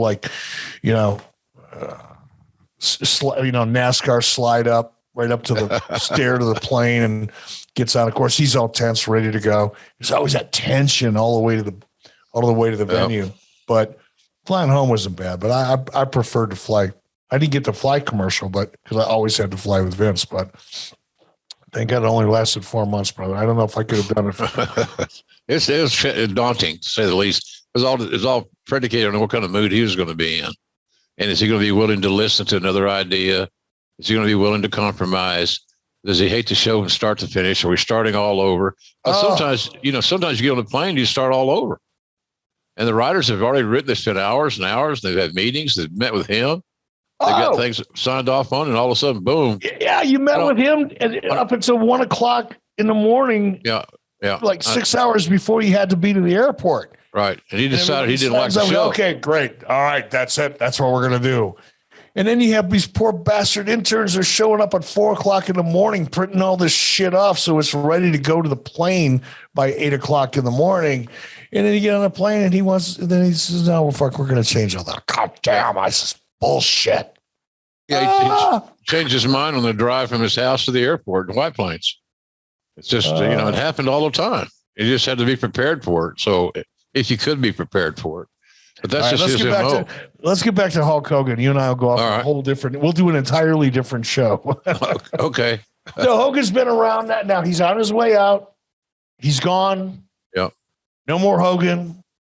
The trial is going on. That's got to be a whole nother crazy set of drama and crazy. Yep. Yeah. I don't want to get too much into that. That shit's all been covered a million times. But now Hogan's leaving. He's going to WCW. At some point that becomes known. Randy comes on your radio show, buries the shit out of Hulk. Yeah. And I never knew what these guys were going to talk about because we didn't do any pre-interviews. I had no idea what was going to be Savage's agenda. And I was very shocked because that wasn't the style of the show. It wasn't a hatchet job show. It was, but Randy changed that a little bit, going into business for himself. Why do you think he did that? Why? You know? I guess he was really, really pissed at Hogan more than some people agreed or understood. He wanted to make a point, and he made his point. It was not great. It was a great radio. It might have been okay radio, but he just, it just illustrated his total disdain for Hogan. So whatever happened between those two, and when they both working for Vince is what it was. But Savage was not going to forget and forgive very easily. Did you have any insight? I mean, what was did you know? I mean, I almost feel like a high school kid asking this question, but was it jealousy? Was Liz the issue, or was it more business? I think Liz was an element in this issue. I'm not sure how big a role she played, but I think she was in play to some degree. And I think that may have stemmed from Randy thinking that Hogan and Liz had something going on. I don't know that to be true. I have never had that confirmed, and I've never really asked. I really don't care. But for whatever reason, it got personal. And so sometimes you can cut the chase to your search for what's going on by going, is there a woman in this equation? And there was a beautiful woman in this equation, and she was very unique. And that love-hate she had with Randy was what it was. So he never trusted Hogan at all for whatever reason. And I've always thought that the common place to start looking at that deal was Liz. You know, it was just a very uncomfortable situation. And they weren't together, as best I recall, they weren't together much. They stayed apart quite a bit, mm-hmm. You know. And that's probably a good thing for all of us.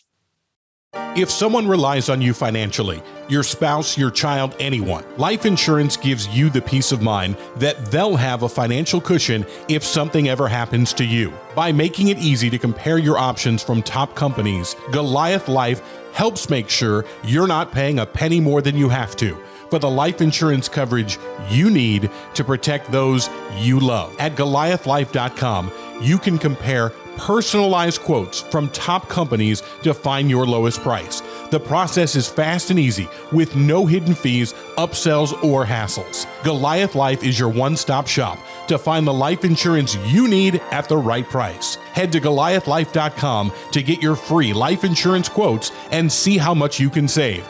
That's GoliathLife.com. So Jim, we're going to like skip forward a lot because now we're going to go right past Monday Night Wars, the Hogan turn, the impact that had, the reaction to all that. Maybe we'll do that on another show because that's a show unto itself, really. But we don't see Hogan back in WWE again until February of 2002. Were you part of any of those discussions before reaching out to Hulk? I mean, did you and Vince talk about that at all? Yeah, of course. We just thought he still had value, unlike some of his peers or his prospective new teammates who thought that it was over. But what they really thought was they didn't want the competition because they knew that he was still over, and his name had great value, great name identity. I mean, my God, he's the most famous wrestler in history, and he's still walking around and able to do a few things. So we felt like if he was booked properly and not overexposed, he had value for us. It was just a matter of where his head was and how big a commitment he wanted to make re-entering the game, because that's kind of where I saw it. You know, he's getting back in the game after a little hiatus, and, you know, he's not a young kid. He's not perfectly healthy. He's had all those back surgeries, as we've mentioned, endlessly. So, you know, we were optimistic that it was going to work, and he would be a nice component to add to the mix. He's Hulk Hogan. He's always going to be Hulk Hogan. And Vince and I understood that. And we said that to each other a lot. But a lot of the talents thought he can never be the same. And, you know, we didn't. And here's the funny thing about it. We never have asked him to be the same. He had limitations. So be smart, recognize his limitations, and book him accordingly. It's not that hard if you're just if your talent's willing to acquiesce that they're not perfect and they're not, they have to have a little bit of booking help, a little sizzle need to be added to their formula. Little humility. Yeah. But we just seriously thought he could still come in and pop a house or set something up. And if nothing else, those guys need to understand if you're booked with him, you know, you might be in a situation where he's putting you over or you're putting him over, but you got to work together. And we believe that it was the experiment was worth a chance. You know, Jim, I just jumped ahead to 2002 because that's when Hulk made his way back. But there was a point in time, I think it was around 96 or 97. Might have been 97. I remember WC Nitro was in Denver, and Hulk and I, you know, hung out all afternoon, got along great, shared a dressing room, probably had a couple beers during the evening while we were working. Things were going great. We were on a pretty good roll. And Hulk told me that night, you know, early in the evening, he goes, "Hey, man, I just want you to know I'm meeting with Vince McMahon tonight. Vince is flying into Denver to meet with me after Nitro." And he said to me, he goes, "Look, I'm just going to meet with him. I'm going to be here." Because I think we were either coming up close to renewing Hulk or at least talking about it. So there was a window of opportunity there. And Hulk did he really did convince me that I'm going to meet Vince. Don't worry about it. I'm not going anywhere. Right. Were you a part of that discussion? No, I didn't know. You know about it? Yeah, but I wasn't part of what, you know, Vince had a vision, and he had a thought. He thought he had this thing down. He thought he had the Hulk Hogan conundrum solved, but he didn't share a lot of that stuff with me. And so he didn't share a lot of stuff with anybody. He just wanted to get this deal done, and he was very adamant about that. And he knew how fickle senior star wrestlers are. You know, they don't want to change. It's not good for them, at least in their mind's eye. So, but I didn't have a sit down with him before he went to Denver. No. So Hulk's back now. It's 2002. How weird is it? After you'd spent a little bit of time kind of burying Hulk, like everybody else, positioning him as an old man. Weird. You know? Yeah, weird. No, it was weird. And we kept recanting, you know, it was, you know, the Billionaire Ted stuff. And then, and Hogan's impersonations were not very flattering. And it was odd. It's almost, I was kind of embarrassed, you know, that we'd done so much shit to his character for no reason. I'm not a big fan, Eric, of putting. If I'm on Raw, I don't need to see Nitro footage or talk about Nitro or nothing. I don't need to mention it. It just felt weird and strange and unnecessary. But we did that all the damn time. And I thought it was wrong from the start. And I still think it's wrong. Yeah, it's a weird thing. And you know, on my end of that equation, it didn't really bother Hulk. You know, I'm sure for the people in WWF who were doing it, they probably, oh man, he's really reacting, just like they probably thought they were going to get to Ted. And Ted laughed. He thought it was funny, the Billionaire Ted skits. I think Randy may be a little more offended and hurt than Hulk. I can see that. Hulk didn't really give a shit, to be honest. It didn't faze him, or at least if it did, he didn't sell it. Yeah. But he's good about, over the years, he's been good about no selling things. Yes, indeed he was. Yeah, he wouldn't sell it, but he wouldn't forget it either, right? Right. Correct. Yeah, I'm not going to sell it for you, brother, but I'll never fucking forget it. That's right. That's right. So Hogan's he's around for a minute. We're talking about 2002. Rock, Hogan, talked a lot about that on your podcast. Abrupt end, man. After losing to Brock Lesnar, boom, he's gone. How weird is that? It's hard to swallow. It's just, it seems wrestling is better with Hogan in it for us at that time. I thought that anyway. I thought he would help our roster. Did you see it coming? Did you have a sense? I had a little sense that he was not happy with his positioning.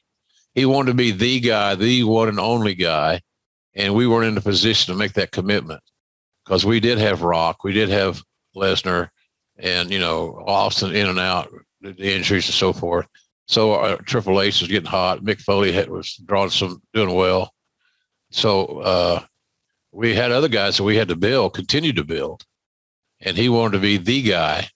And I don't think it was ever intended for him to be the guy, which is hard for a guy that was the man in the whole business to swallow sometimes. It's a little bit like Randy, I think, in a way. And I kind of understand this. I've never been in a position like Randy or Hulk or Rock or anything like that. But I think you and I both have been around enough people that have been in those positions that we understand that in their minds, they can still do this shit. Oh, yeah. In their minds, they're still 25 and 30. In their minds, what they can do out in the ring is still more than enough to maintain those positions because you don't see yourself the way the audience sees you. Right. It's kind of like, walking by a mirror, you don't quite see the same image in the mirror that other people see. That's right. And it's a tough thing for performers. I think that's why so many professional athletes, just have a hard time retiring. Right. They don't need the money. Floyd Mayweather doesn't need the money, but they need the fame. They need the adulation. He just loves the juice. Yeah. It's the rush of it all. It's hard to get that needle out of your arm. There's no other way to get it. No. So they keep doing it. So Hogan comes back. When does he come back? In February of 2003. What were your thoughts about him coming back? Hopeful that we would catch lightning in a bottle. Was it worth a gamble? We thought so, but we weren't sure what we were going to get. A lot of it was always going to depend on his two things, his attitude and his health. Mm-hmm.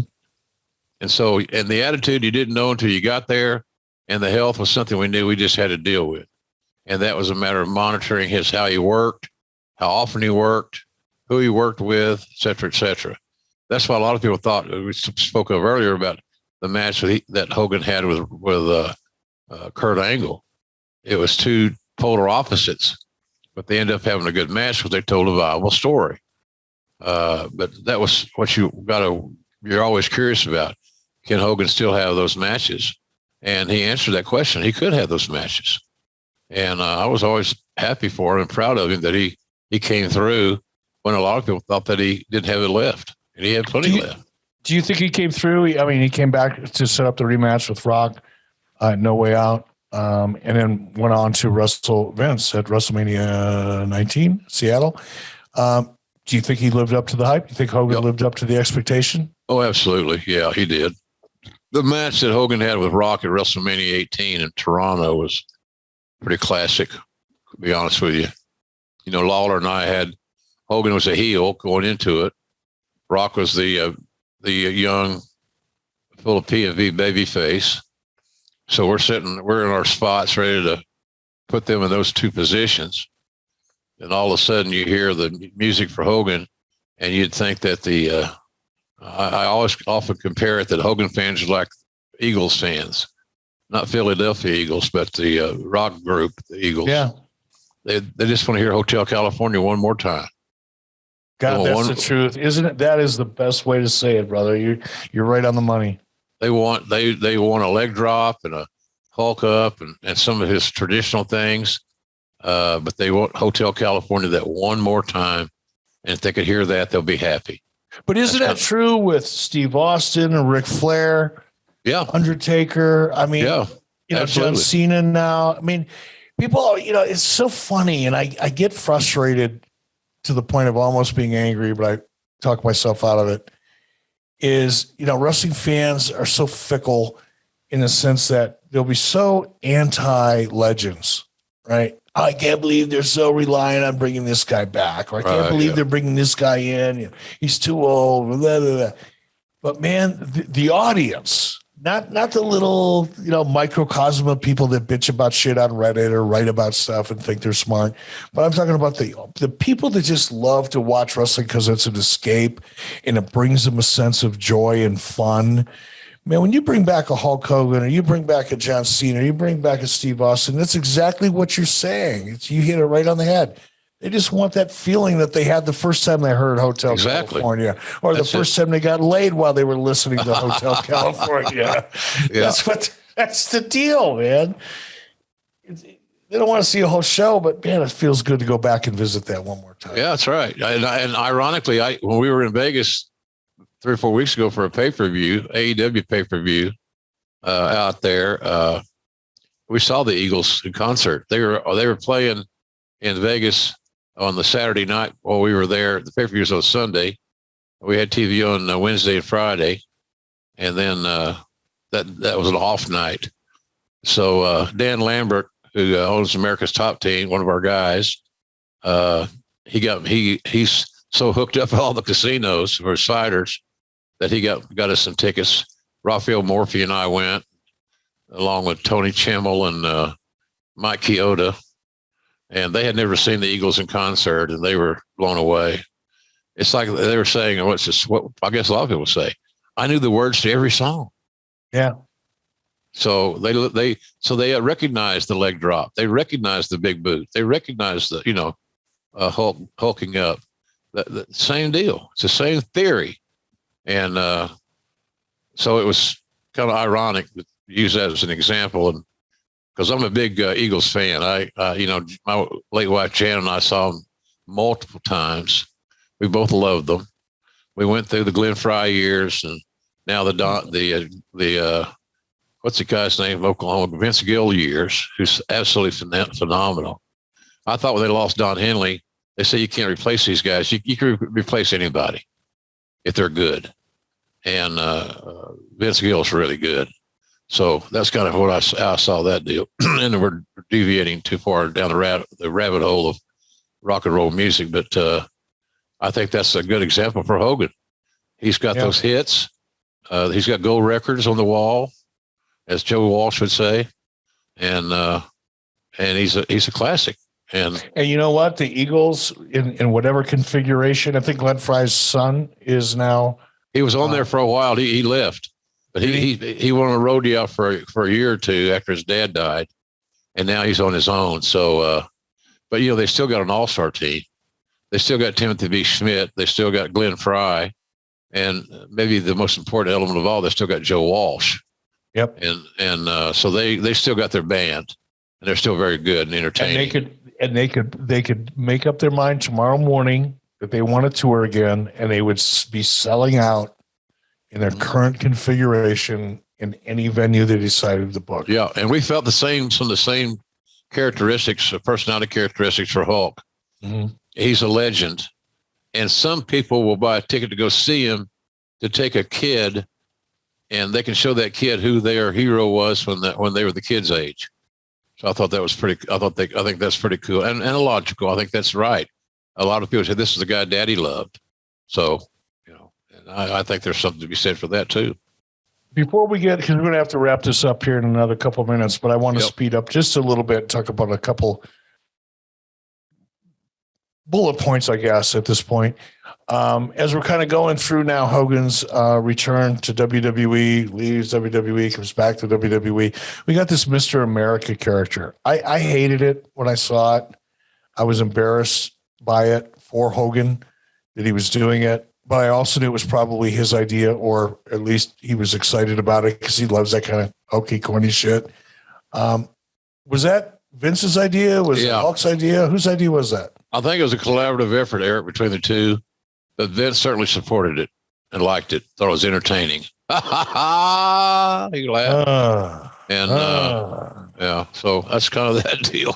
But we thought he blows out the door again. Presumably, I don't even know. I never asked him. I never paid any attention to the dirt sheets or whatever. But supposedly, it's because of pay. Was it a pay issue?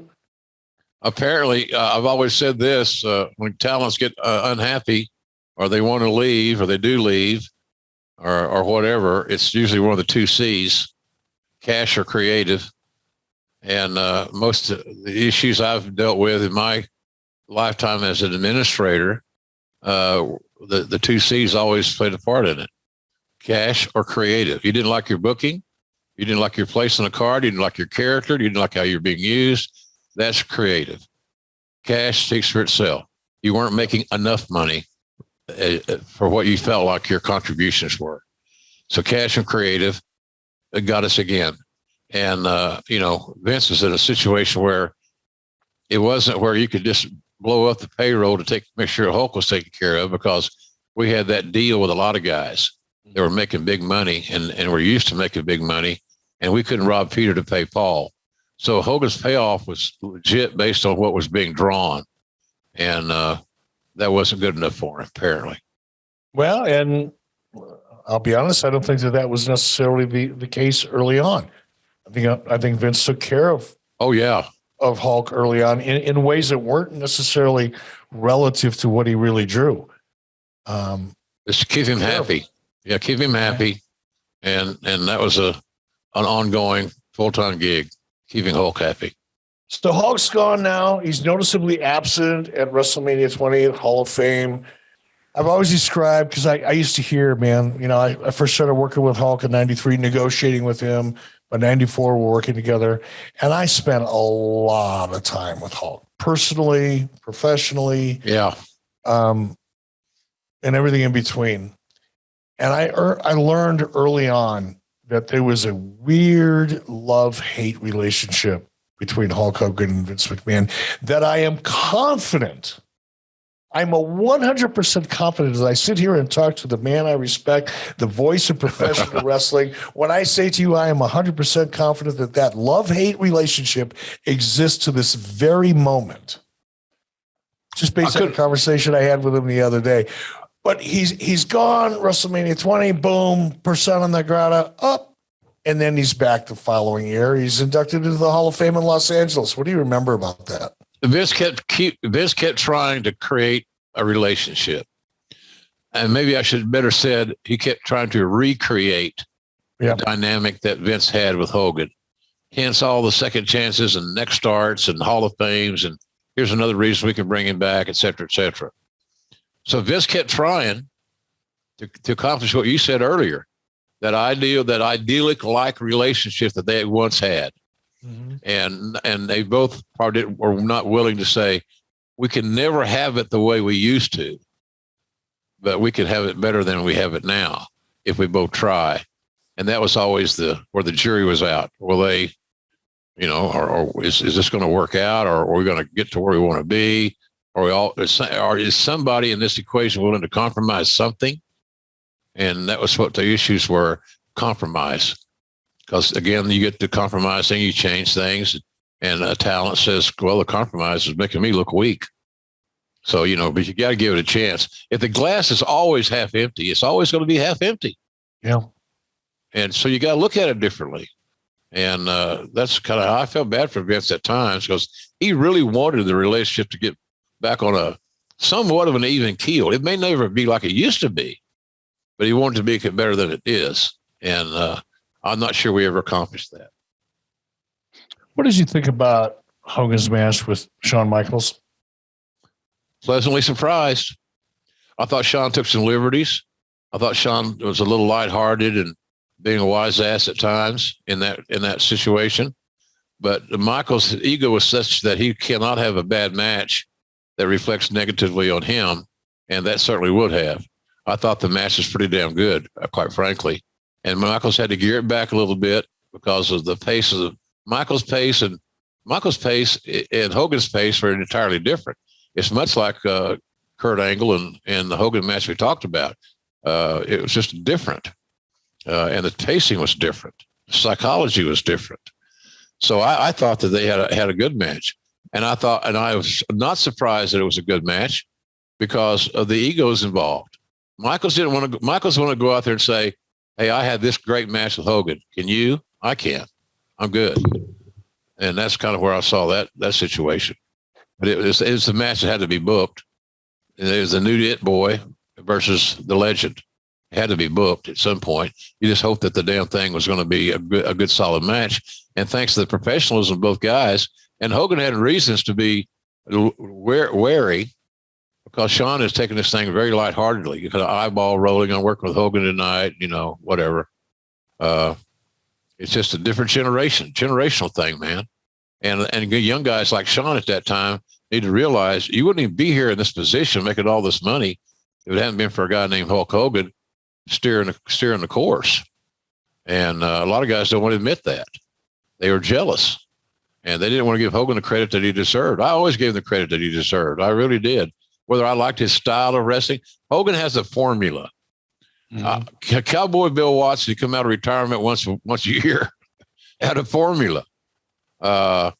You just JYD when he wrestled, he had a small moveset, but he had a formula, and it worked for him.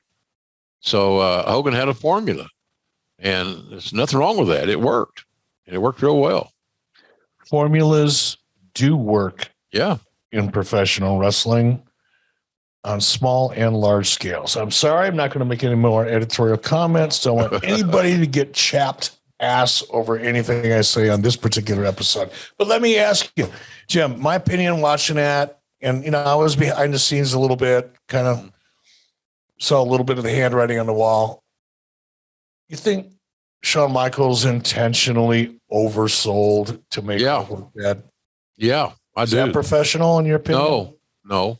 He did it because he could. And he was one of those guys that didn't have a lot of confidence of Vince bringing Hogan back. And there were others, but Shawn was one of them at that time. At least that's my take on it. I lost a lot of respect for Shawn Michaels that night. I really did. Yeah, it was unnecessary. It showed everybody that he did it because he could. And he knew Vince wasn't going to do anything about it. Let's let everybody watching along with us here, if they are on ad-free shows, take a look at this match. See what you think. Michaels has done tonight. Michaels knocked out Hogan once with Sweet Chin Music. If he does it here again, he'll remember it forever. This is the American way. The aggression, the challenge, the challenging yourself to get it done. He got it. He got it. It's over. It's over. He got it. Michaels got Hogan with a Sweet Chin Music. Every county. Forget about it. Oh my God! For the love of God, Hogan powered out. Shawn Michaels, he cannot believe it. I can't believe it. How in the hell did that happen? Nobody kicks out a Sweet Chin Music. Nobody but the Hulkster, the immortal Hulkster. Look at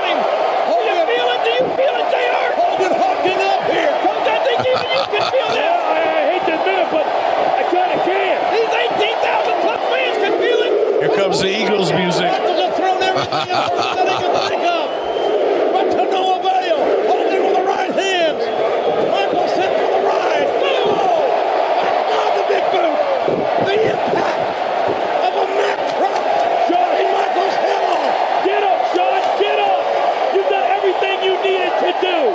Yes, yes, they want it, and so do they. You better give it to him, Hogan, before Michaels recovers. Hogan, Kenny, there it is. A leg drop, a hook of the leg. Hogan wins. Hogan wins. Hulkamania lives. All right, let's cut this one short. Jim, this has been a blast. I really appreciate you letting me sit in. Oh, hell, you're great. Conrad. We got a couple quick questions here, and then we're going to have to run. Got it. This one from off of Instagram, a wrestling historian at Let's Go Back to WCW. How would you have booked Hulk Hogan's retirement match? Thanks in advance. Hashtag AskJR. Well, I would have had a slow build, and I'd have put him over. Simple. I'd have built it. Whoever he was going to have this retirement match with would have been a elongated story where we connected the dots. And at the end of the day, we put Hogan in jeopardy somehow, some way, either at the match, in the match, or before the match. But at the end of the day, the Hulkster got his hand raised and with a big celebration. Simple deal. Don't overthink it. Send them home happy. Don't overthink it. I That's love it. that. Simple works. Yeah. Simple works. One more quick one. This is from K-Tank Zamora. JR, in your opinion, is it better for someone like a Randy Orton to be in a match with Hogan and lose just to say they were in the ring with Hogan? Or if you know Hogan has to go over, is it better for them not to have the match and potentially lose all that momentum? Wow. Good question. I just believe in the key thing is at having a good match. That's at the sentence ends in having a good match. Randy Orton can have a good match with anybody, and Orton, the where he always was brought up, Eric, is that if you're a good enough worker, you know how to lose and maintain your integrity, or you know how to win and build your integrity. And I always thought Hogan had that ability to do that. But I would have booked Hogan. I think we overexposed him just a little bit because he was trying to do more and change his game up a little bit when he didn't need to. That's because he's getting so much TV time, so much TV exposure. There's only so many things you can do with that. So I would say he needed to be seen less. But I thought we did a good job of selecting his opponents. He had guys that he trusted to a degree that he could have a good match with. And the Shawn Michaels thing, the Shawn Michaels overselling and not taking it seriously was simply a matter that Shawn didn't want to do the job. Right. That's all that is. Yep. Well, I wonder what that was about. Well, it's about him putting over Hogan. He didn't want to do it. It's his ego. Yeah. Ego. You got it. Jim, this has been a real pleasure. Thank you again. Thank you, Eric. For any of the AEW talent that's listening out there, there might be one or two still. Well, they're listening to your show. They're just not listening to mine. But take advantage of this guy, Jim Ross. Just go to him, pick his brain. You can learn a lot. I learn a lot every time I talk to you, Jim. Thank you. I appreciate that. And also, you can also remember to visit my website, jrsbbq.com, and pick yourself up some barbecue sauce or some seasoning or ketchup or mustard, whatever you like. But we got some great picnic stuff, Father's Day gifts, things of that nature. It's real simple, jrsbbq.com, and we'll take good care of you. Simple as that. All right, my brother. You stay safe. I will, man. You too, Eric. Thanks a lot, and take care of yourself. Good to see you, bud. Good to see you, man. See you down the road. Okay.